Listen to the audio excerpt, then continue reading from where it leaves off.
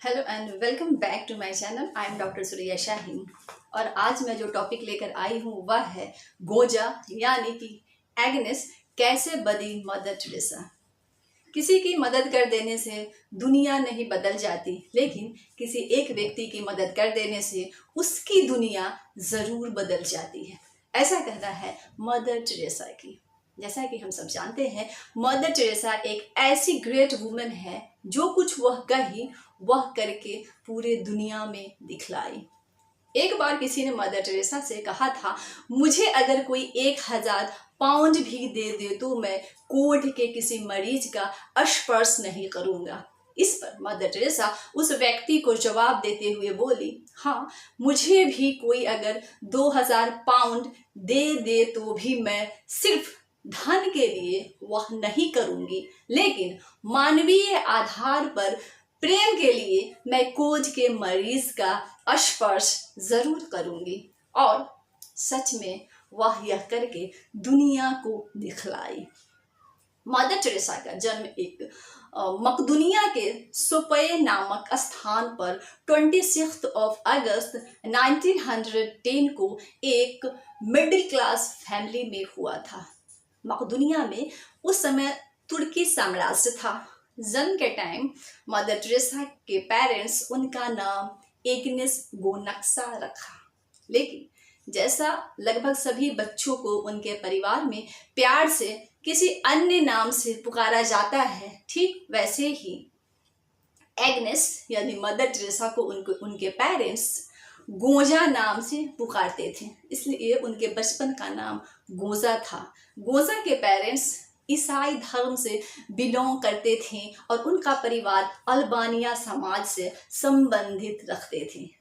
गोजा के father businessman थे और माँ ड्राना काफी उदार स्वभाव की थी, जो समय समय पर गरीबों की मदद करती रहती थी। गोजा अपने 3 भाई बहनों में सबसे छोटी थी, इस वजह से उन्हें फैमिली में काफी प्यार और स्नेह मिलता था। गोजा का बचपन ऐसे परिवार में बीता जहां धार्मिक भावनाएं काफी थी और फिर आगे चलकर जब धार्मिक प्रवृत्ति उदारताओं में तब्दील हो जाती है तो धर्म के साथ धार्मिक भावनाएं भी श्रेष्ठ हो जाया करती है।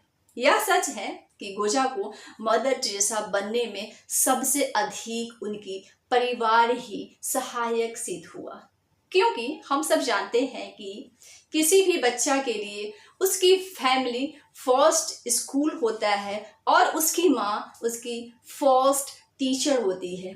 कोई भी बच्चा अच्छी और बुरी आदतें सबसे पहले अपने फैमिली मेंबर्स से ही सीखता है, जैसा कि मदर टेरेसा ने अपने फैमिली से अच्छी और बुरी आदतों को जो भी है उनको अच्छा लगा वो एडॉप्ट की। गोजा यानी कि मदर टेरेसा भी 4 वर्ष होते ही अच्छी तरह से यह सब सीख ली कि हमें ज़रूरतमंदों को ज़रूर मदद करनी चाहिए। इसलिए गोजा यानी कि मदर टेरेसा को जो कुछ भी जेब खर्च के लिए मिलते थे उसमें से वह कुछ पैसे बचाकर ज़रूरतमंदों की मदद किया करती थी और उन्हें दूसरों को मदद करते हुए काफ़ी अच्छा फील होता था। गोजा यानी कि मदर टेरेसा सिर्फ 4 साल की थी तो उनका स्कूल में एडमिशन करा दिया गया और स्कूल के रजिस्टर में उनका नाम एग्नेस दर्ज कराया गया। जब गोजा के लिए स्कूल जाना हुआ तो उनके लिए एक नया संसार खुल गया।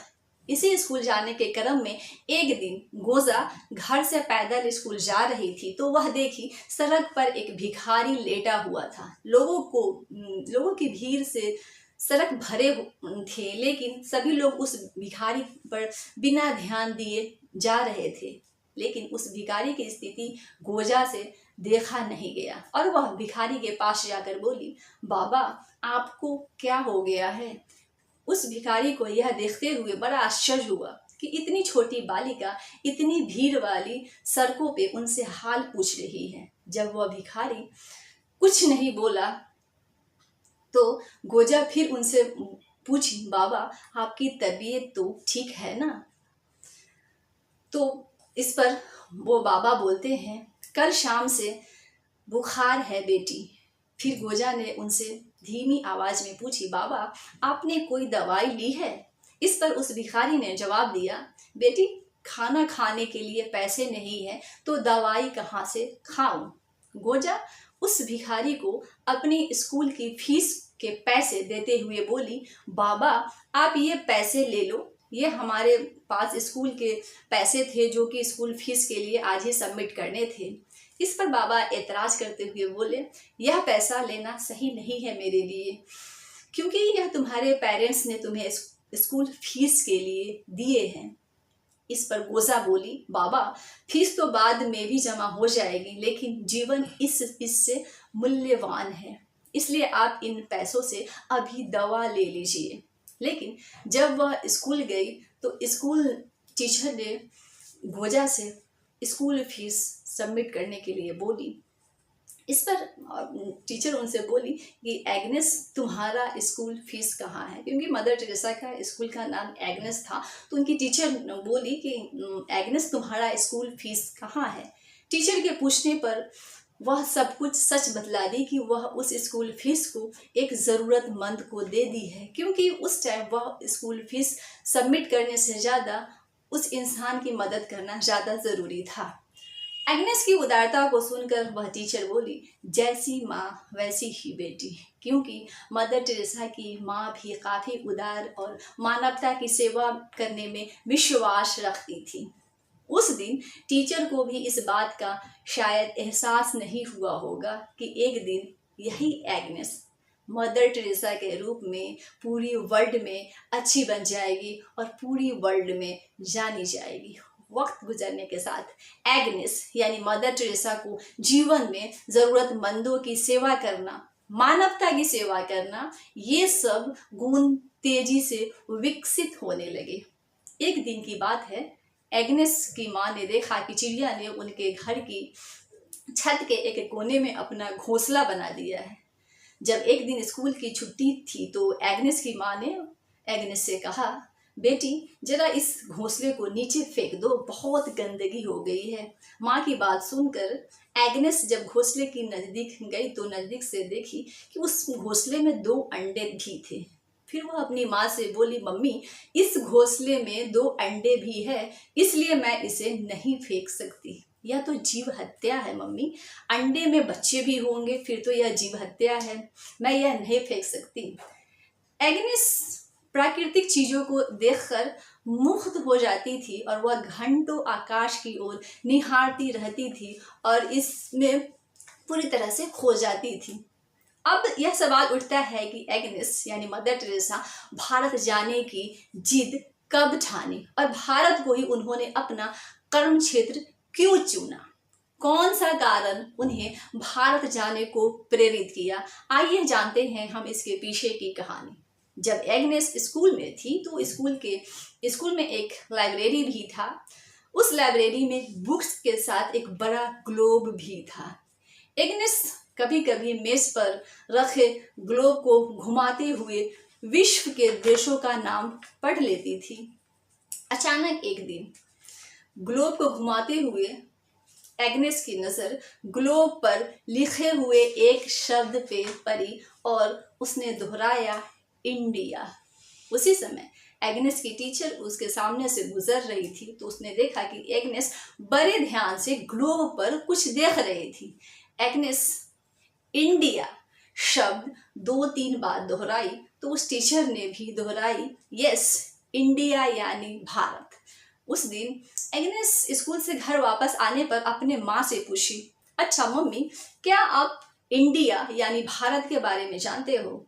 तो उनकी माँ ने कहा, हाँ बेटी, भारत देश ही ऐसा है जिसके बारे में मैं ही नहीं बल्कि सभी जानते हैं।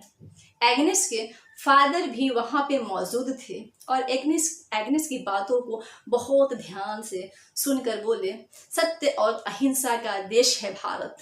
फिर एग्नेस की माँ बोली, भगवान महावीर और बुद्ध का देश है भारत, पंचतंत्र की कहानियों वाला देश है भारत, संत और महात्माओं का देश है भारत।